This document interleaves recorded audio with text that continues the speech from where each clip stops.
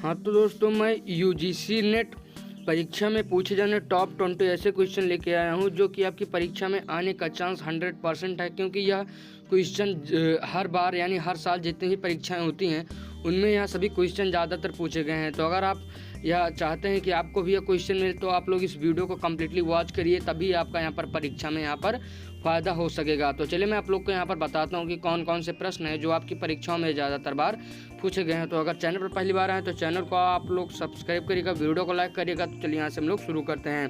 यहाँ पर हम लोग पहला यहाँ पर प्रश्न देखते हैं, कह रहा है ब्लूम टेक्सोनॉमी किससे संबंधित है। तो यहाँ पर इसका जो हमारा सही उत्तर वो हमारा अधिगम उद्देश्य के वर्गीकरण है। यहाँ पर इसका दूसरा वाला विकल्प बिल्कुल सही हो जाएगा। उसके बाद आगे बढ़ेंगे तो यहाँ पर हमारा अगला प्रश्न कह रहा है कि हाइपोथेसिस का शाब्दिक अर्थ क्या है। तो यहाँ पर हमारा डी उत्तर संभावित उत्तर यहाँ पर सही उत्तर हो जाएगा। उसके बाद यहाँ से हम लोग आगे बढ़ेंगे तो यहाँ पर हमारा जो अगला प्रश्न है उसके बाद तीसरा प्रश्न हमारा कह रहा है प्रभावशाली संप्रेषण के लिए सबसे महत्वपूर्ण तत्व क्या है। तो यहाँ पर हमारा डी वाला यानी शुद्ध संदेश यहाँ पर सही उत्तर हो जाएगा। तो आप लोग को यहाँ पर ऊपर यहाँ पर ये दिया रहेगा कि किससे संबंधित यहाँ पर पूछा गया, तो आप लोग इसको जरूर देख लीजिएगा।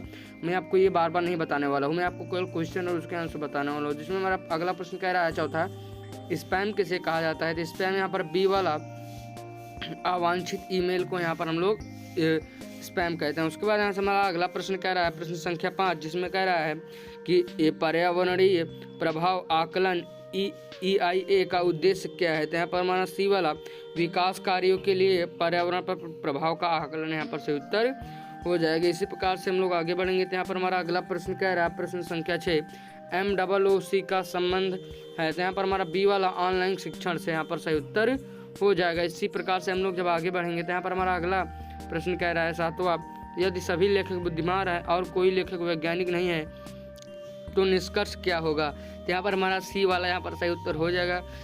कोई वैज्ञानिक लेखक नहीं है, उसका यहाँ पर ये वाला उत्तर बिल्कुल एकदम करेक्ट हो जाएगा। इसी प्रकार से हम लोग आगे बढ़ेंगे तो यहाँ पर हमारा प्रश्न संख्या 8 कह रहा है किसी बार चार्ट में एक श्रेणी 40% दिखाती है तो अन्य श्रेणियों में कितने प्रतिशत होंगे। तो यहाँ पर हमारा बी वाला 60% है। यहाँ पर हमारा कॉमनली यहाँ पर आप लोग दिमाग लगाएंगे तभी इसको उत्तर आंसर दे देंगे। उसके बाद यहाँ से हम लोग आगे बढ़ेंगे तो कह रहा है निर्देशन विधि लेक्चर मेथड का प्रमुख दोष क्या है। तो यहाँ पर इसका जो सही उत्तर हो जाएगा वो हमारा बी वाला संवाद की कमी यहाँ पर इसका सही विकल्प यहाँ पर हो जाएगा। इसी प्रकार से आगे बढ़ेंगे तो यहाँ पर हमारा प्रश्न संख्या में जो हमारा 10 कह रहा है शोध की विशेषता है। यहाँ पर हमारा अगला प्रश्न कह रहा है अच्छा शोध कैसा होता है।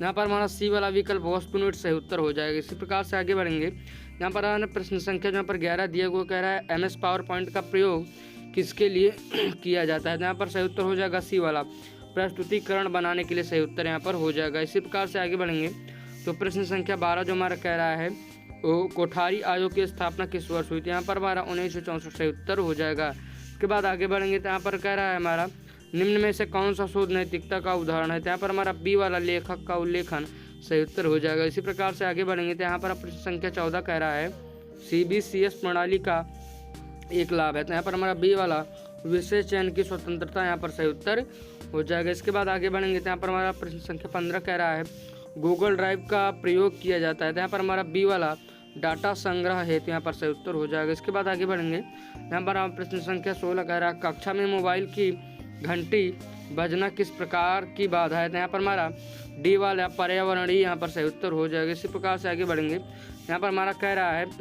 प्रश्न यदि कुछ खिलाड़ी डॉक्टर और सभी डॉक्टर ज्ञानी है तो निष्कर्ष क्या हो सकता है। यहाँ पर हमारा इसका यहाँ पर ए वाला कुछ खिलाड़ी यहाँ पर ज्ञानी है, यहाँ पर सही उत्तर हमारा हो जाएगा। उसके बाद यहाँ से हम लोग आगे बढ़ेंगे तो यहाँ पर हमारा अगला प्रश्न 18वां प्रश्न कह रहा है शोध की वह योजना जिसमें स्वतंत्रता और आश्रित चर स्पष्ट हो कहलाती है। तो यहाँ पर हमारा इसका जो सही उत्तर हो जाएगा वो हमारा सी वाला हो जाएगा प्रायोगिक शोध यहाँ पर सही उत्तर हो जाएगा। इसी प्रकार से आगे बढ़ेंगे तो यहाँ पर प्रश्न संख्या 19 कह रहा है पारिस्थितिक संतुलन बनाए रखने के लिए क्या आवश्यक है। तो यहाँ पर हमारा बी वाला जैव विविधता संरक्षण यहाँ पर सही उत्तर हो जाएगा। इसी प्रकार से आगे बढ़ेंगे तो प्रश्न संख्या यहाँ पर हमारा 20 कह रहा है नेटवर्किंग, इसमें हमारा कह रहा है वाईफाई का उपयोग होता है। तो यहाँ पर हमारा बी वाला वायरलेस इंटरनेट कनेक्शन के लिए। यहाँ पर हमारा हो गया, हमारा टॉप 20 क्वेश्चन यहाँ पर हमारा इसी प्रकार से समाप्त होता है। तो आशा करता हूँ कि अगर आप लोग को वीडियो पसंद है तो वीडियो को यहाँ पर लाइक करिएगा और चैनल को सब्सक्राइब करने के बाद अपने दोस्तों तक इसे शेयर कर दीजिएगा और कमेंट में थैंक यू या आप लोग चाहे जो भी कमेंट यहाँ पर आप लोग कर सकते हैं। तो चलिए मैं मिलूंगा एक और वीडियो में, तब तक के लिए जय हिंद, वंदे मातरम।